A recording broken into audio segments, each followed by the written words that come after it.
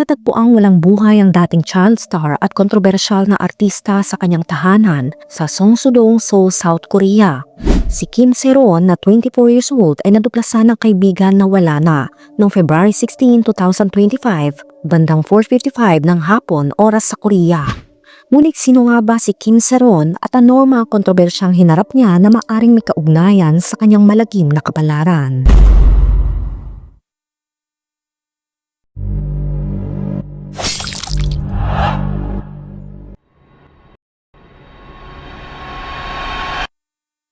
Si Kim Se-ron ay isang dating child star na sumikat sa murang edad na 9 years old.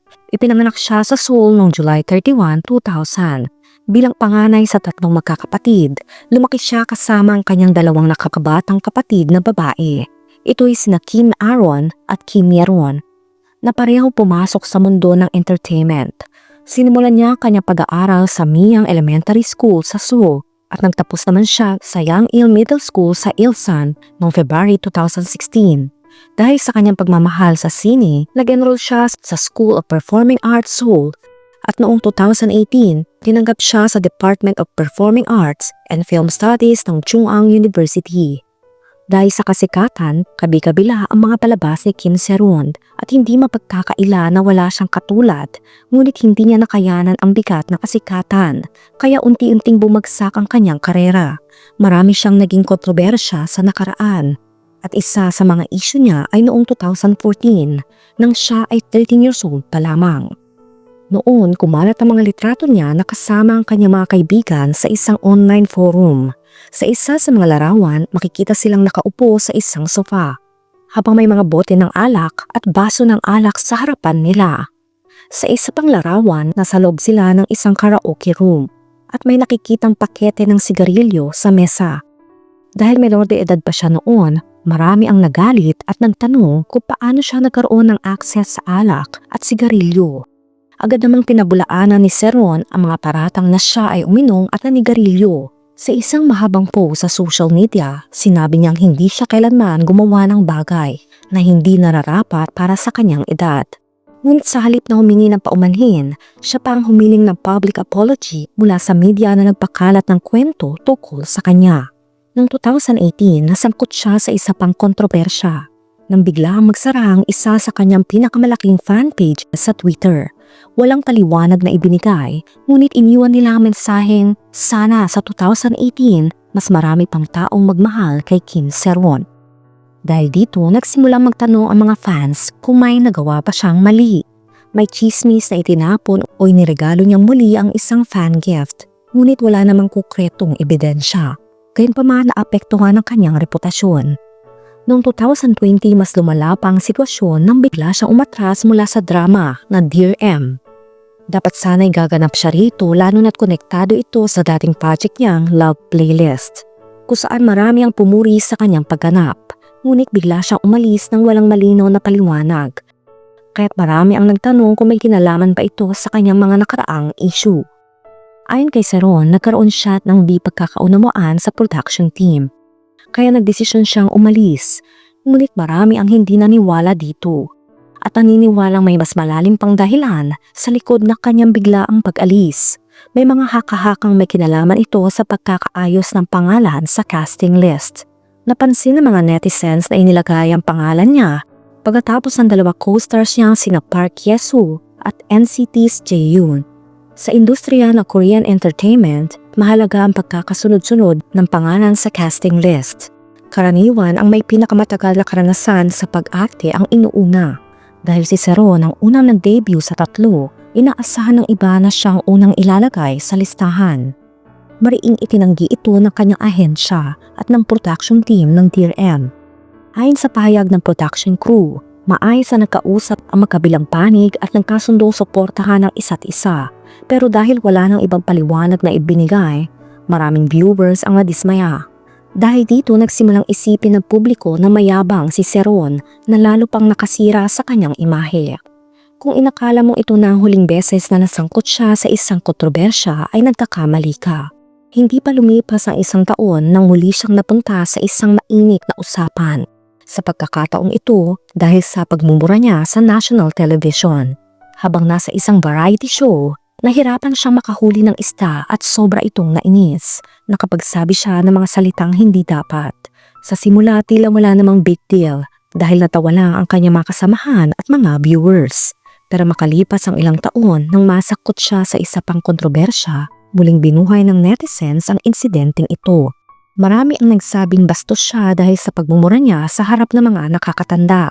Kaya pinayuhan siyang magbago at pag-isipan ang kanyang mga ginawa. Noong 2022 tila tuluyan ng bumagsak ang kanyang karera matapos siyang mahuli sa isang matinding kaso. Ito ay pagmamaneho habang lasing. Noong May 18, 2022, nakatanggap ang pulisya ng Gangnam ng maraming ulat tungkol sa isang sasakyang iresponsableng nagmamaneho sa daan. Ang sasakyang iyon ay minamaneho pala ni Seron at ayon sa mga ulat, nakabangga na ito ng ilang bagay habang nasa biyahe. Dahil sa insidenteng ito, tuluyan nang nawasak ang kanyang imahe sa publiko. Sa kasagsagan ng insidente, bumangga ang sasakyan ni Kim Seron sa isang generator na kuryente na naging dahilan para mawala ng kuryente ang buong lugar. Ang mas malala, sinubukan pa niyang tumakas sa pinangyarihan ng aksidente. Ngunit kalaunan ay nahuli rin siya ng pulisya. Nang mahuli siya, agad siyang sumailalim sa pagsusuri ng alcohol sa kanyang pulang likido. Lumabas sa resulta na ang BAC niya ay 0.2%, isang mataas na antas na sapat na para mabawi ang kanyang lisensya sa pagmamaneho. Dahil sa kanyang pagmamaneho ng lasing, halos 50 na establishments sa paligid ang naapektuhan. Maraming negosyo ang nalugi dahil hindi gumana ang kanilang mga payment system. Pati mga traffic lights at iba pang pampublikong pasilidad ay naputulan ng kuryente, kaya nagdulot ito ng malaking abala sa mga residente. Matapos ang insidente, nag-post si Seron ng isang handwritten apology sa kanyang Instagram. Humingi siya ng tawad sa lahat ng naapektuhan ng kanyang kapabayaan at nangakong gagawin ang kanyang makakaya upang bayaran ang mga pinsalang nagawa niya. Binanggit din niya na humihingi siya ng paumanhin sa mga kapwa-artista at staff ng mga proyektong naapektuhan ng iskandalo. Ngunit hindi sapat ang kanyang paghingi ng tawad upang mailigtas ang kanyang karera. Tinanggal siya sa drama na Trolley at kalaunan kusa rin siyang bumaba sa isang Netflix series. Nang ipalabas ito, napansin ng mga viewers na inedit palabas si Seron sa huling mga episodes. Kahit pa mahalaga ang kanyang character sa kwento, ipinaliwanag ng direktor ang desisyon na ito na sinabing, "Sinubukan naming bawasan ang kanyang eksena upang hindi makadagdag sa discomfort ng mga manonood. Ginawa namin ang aming makakaya upang mapanatili ang kalidad ng drama habang nililimita ang kanyang exposure." Bilang dagdag ng dagok, tuluyan siyang binan ng KBS, isa sa pinakamalaking TV network sa South Korea. Dahil dito halos imposible na para sa kanya ang makahanap ng bagong acting projects. Dahil sa pinsalang dulot ng kanyang kapabayaan, humarap si Seron sa korte at pinagmulta ng halos $15,000 para sa pagmamaneho habang lasing. Pagkatapos ng kaso, iginiit ni Seron na nahihirapat siya sa kanyang mga gastusin. Ayon sa kanyang abogado, siya lang ang bumubuhay sa kanyang pamilya. Kaya nang nawalan siya ng trabaho, nahihirapan din sila sa pera. 2 beses niyang inulit ang insidente na may 2 buwan lamang ang pagitan. Lumabas pa ang isang usap-usapan na nagtrabaho siya bilang barista sa isang coffee shop matapos siyang mag-post ng litrato na tila nagtatrabaho siya roon. Ngunit ang nalaman ng publiko na hindi naman talaga siya nagtatrabaho roon at isa lang niyang kakilala ang tunay na empleyado, binatiko siya muli ng mga tao at inakusahan ng panloloko. Sa puntong ito, tila tuluyan ng bumagsak ang dating kinang ng bituin ni Kim Seron. Ilang buwan pagkatapos, may kumalat din na balita na nagtatrabaho siya sa isang bar matapos siya makita doon ng ilang netizens dahil napakahirap na para sa kanya na makakuha ng acting roles. May mga kumalat din na natuturo siya ng acting lessons bilang kabuhayan. Maaring isa ito sa paraan niya para kumita ng pera.